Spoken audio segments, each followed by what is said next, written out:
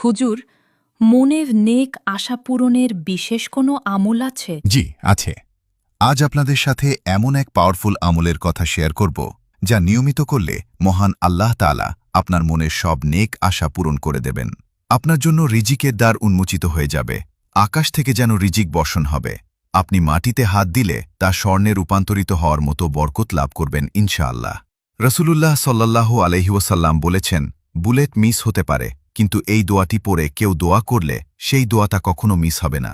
আল্লাহর কসম করে বলছি, এটি আল্লাহর অত্যন্ত খাস একটি আমল। আপনি যে উদ্দেশ্যে এই আমল করবেন, আল্লাহ তাআলা আপনাকে সেই উদ্দেশ্যেই সফল করে দেবেন। আমলটি করার সঠিক নিয়ম হল: ১. ঈশার নামাজ শেষ করে জায়নামাজে কেবলামুখী হয়ে বসে যাবেন। আমল শেষ না হওয়া পর্যন্ত কারো সঙ্গে কোনো প্রকার কথা বলবেন না। ২. আল্লাহর শুকরিয়া আদায় করা আমলটি শুরু করার প্রথমেই মন থেকে মহান আল্লাহর শুকরিয়া আদায় করবেন। কারণ আমার আল্লাহ বলেছেন, লা ইন শাকারতুম লা আযীদান্নাকুম ওয়ালা ইন কাফারতুম ইন্না আযাবি লাশাদীদ। বান্দা, তুমি নেয়ামত পাওয়ার পরে শুকরিয়া আদায় করো। আমি আল্লাহ তোমার নেয়ামতকে বাড়িয়ে দেব। কিন্তু যদি অকৃতজ্ঞ হও, শুকরিয়া আদায় না করো, তবে মনে রেখো, আমার শাস্তি অত্যন্ত ভয়াবহ। সূরা ইব্রাহিম, আয়াত নম্বর ৭।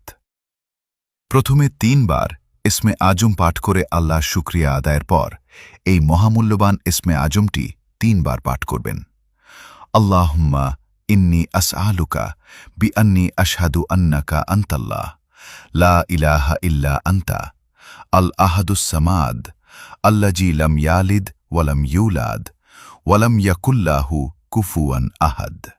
দোয়াটি ৩ বার পাঠ করার পর ২ হাত তুলে আপনার মনের যত অভাব, কষ্ট বা নেক ইচ্ছা আছে তা আল্লাহর দরবারে খুলে বলুন।